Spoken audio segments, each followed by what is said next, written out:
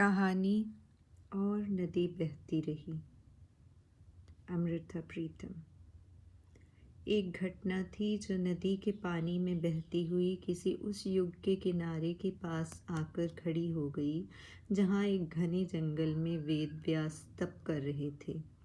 समाधि की लीनता टूटी तो सामने रानी सत्यवती उदास पर दिव्य सुंदरी के रूप में खड़ी हुई थी।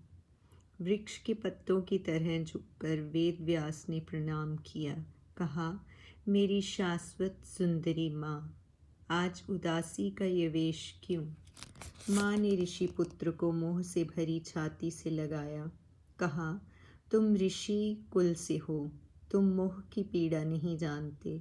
राज का दर्द मैंने राजा शांतनु से पाया और उसके राज्य की रक्षा के लिए मैंने जिस कोख से तुम्हें जन्म दिया, उसी कोख से राजा शांतनु के 2 पुत्रों को जन्म दिया। पर एक बेटा राजकुमार युद्ध में मारा गया और दूसरा 2 रानियों को रोती छोड़कर क्षय से मर गया। वृक्ष के सारे पत्ते जैसे कुम्भलाकर वेद व्यास के तापस चेहरे की ओर देखने लगे। रानी सत्यवती का मन गंगा की निर्मल लहरों की तरह बहने लगा। उसने कहा, महर्षि, पाराशर ने गंगा के पानी की तरह मुझे अंग से लगाया था। तुम उसी पानी का मोती हो। जल थल में क्रीड़ा करते हो। जंगल, वन और बीहड़ तुम्हारे अधीन हैं। तुम ताज में जड़े मोती का दर्द नहीं जानते। वृक्ष के हरे रंग की तरह वेद व्यास के होंठ मुस्कुराए। मैं राज्य का दर्द नहीं जानता, पर माँ का दर्द जानता हूँ। सत्यवती वृक्ष से लिपटी हुई बेल की तरह झूम गई। बोली, ताज के मोती को तख्त का वारिस चाहिए। मेरी दोनों बहुएं आज विधवा हैं। आज मैं उनके लिए तुम्हारे पास पुत्र दान मांगने आई हूँ।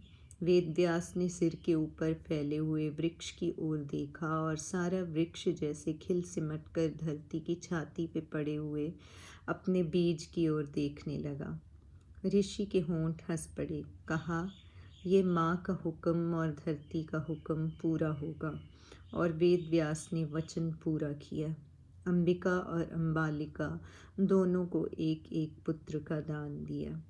नदी का पानी बच्चों की किलकारी की तरह हंसता हुआ जब फिर बहने लगा तो वही घटना युगों से गुजरती हुई कलयुग के एक किनारे के पास खड़ी हो गई। वहाँ जहाँ बलदेव का साधारण सा घर था, जहाँ उसकी मेज़ पर पड़ी हुई किताबों में सिर्फ महाभारत के पर्व नहीं थे, कामू भी था, काफका भी था, पास्तरनाक भी।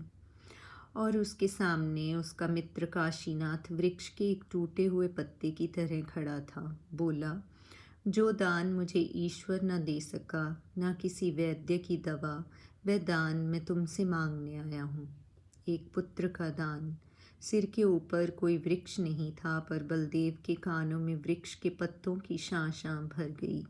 काशीनाथ कह रहा था, मेरी औरत के निरोग तन को एक मर्द के रोगी तन का शाप लगा हुआ है। मेरे मित्र, बस ये शाप एक घड़ी के लिए उतार दो। बलदेव का सारा बदन वृक्ष की जड़ की तरह हो गया। काशीनाथ एक रुलते हुए पत्ते की तरह उड़कर जैसे उसके पाँवों के पास आ गिरा। यह भेद सिर्फ मैं जानूं, तुम जानो और वह जानेगी, और कोई नहीं, कोई नहीं। बलदेव के वृक्ष की जड़ की तरह हो गए बदन में से एक संकल्प प्रस्फुटित हुआ। ये शायद इतिहास का हुक्म है। मैं शायद एक वेद व्यास हूँ, एक ऋषि। और वही युगों की घटना फिर घटी। टूटे हुए पत्तों के घर फूलों का वंश चला। काशीनाथ के घर पुत्र जन्मा। रिश्तेदारों संबंधियों के मुंह बधाइयों से भर गए। और जब बलदेव ने पालने में पड़े हुए बच्चे को झुककर देखा, उसके होंठ वेद व्यास के होंठों की तरह बंद हो गए। नहीं नहीं, मैं वेद व्यास नहीं हूँ। बलदेव की अपनी ही चीख जैसी आवाज़ से उसकी नींद टूट गई। चारपाई के पास तिपाई पर अभी तक रात की बची हुई विस्की पड़ी हुई थी। उसने कांपते हुए हाथ से गिलास में विस्की डाली और एक घूंट में पी गया। बौराया हुआ सा बोलने लगा, तुम देवपुत्र थे वेदव्यास, तुम मानव पुत्र नहीं थे। बलदेव की कल्पना उसे सदियों से दूर एक जंगल में ले गई और वह जंगल में विलाप की तरह बोला, ऋषिराज, तुम्हारे पास समाधि, निरी समाधि, पर मेरे पास सपने हैं, बहुत सारे सपने। बलदेव के बोल छाती में से उठ उठकर पेड़ों से टकराते रहे। देखो ऋषिपुत्र, मेरी ओर देखो, ये देखो मेरी अंबिका। तुम्हें तो अपनी अंबिका की दूसरे दिन पहचान भी नहीं रही थी, पर देखो, ये मेरी परछाई नहीं, मेरी अंबिका है। मैं जहाँ जाता हूँ मेरे साथ जाती हैं। और बलदेव जोर से हंसा। देखो ऋषिपुत्र, तुम्हारी कोई परछाई नहीं है।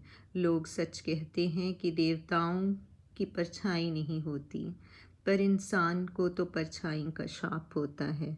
देखो मेरी परछाई, मुझसे भी बड़ी। फिर बलदेव की आवाज़ अत की खामोशी से टकराकर बुझ सी गई। तुम्हारी समाधि टूट गई थी जब सत्यवती ने आवाज़ दी थी, पर मेरी आवाज़ से नहीं टूटती। क्यों नहीं टूटती? तुमने अंबिका की गोदी में खेलता हुआ अपना पुत्र कभी अपनी बाहों में उठाकर नहीं देखा। मैंने देखा है, उसे बाहों में उठाकर, गले से लगाकर, और तुम नहीं जानते फिर उसे अपने गले से हटाना अपने मांस से मांस के टुकड़े को तोड़ने जैसा होता है। बलदेव का सारा शरीर में बहते हुए लहू में भीग गया। तुमने कभी लहू की गंध नहीं देखी ऋषिपुत्र।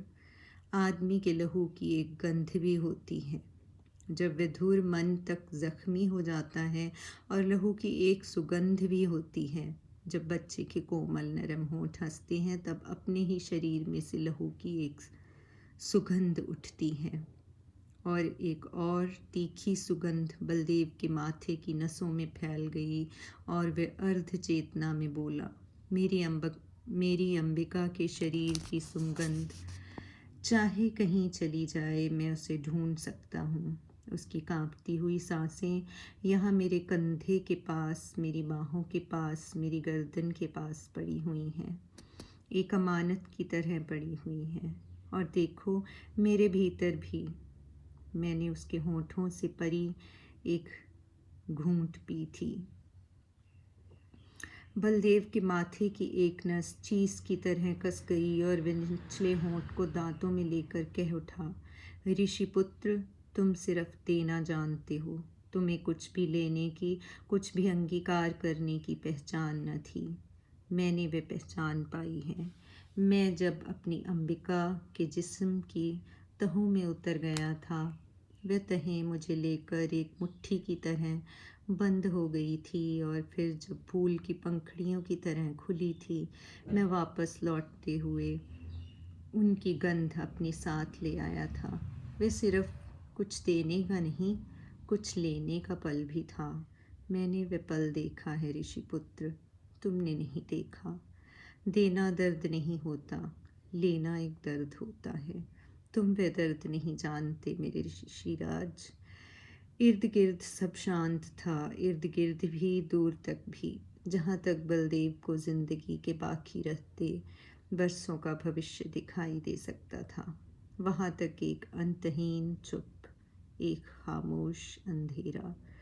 पर बलदेव अंधेरे में पड़े हुए अंधेरे के एक टुकड़े की तरह गाढ़ा होकर अपने अंगों में सिमट गया। उसके होंठ कुछ इस तरह हिलते रहे जैसे अंधेरे की तहें हिलती हों। वे मेरे पास आग की एक चिंगारी लेने के लिए आई थी। मुझे उस चिंगारी के लिए जलना था।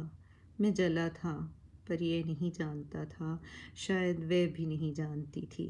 चिंगारी को धारण करने के लिए उसे भी आग के शाप से गुजरना पड़ेगा। आग उसे भी छू गई थी, तब वे कांप गई थी।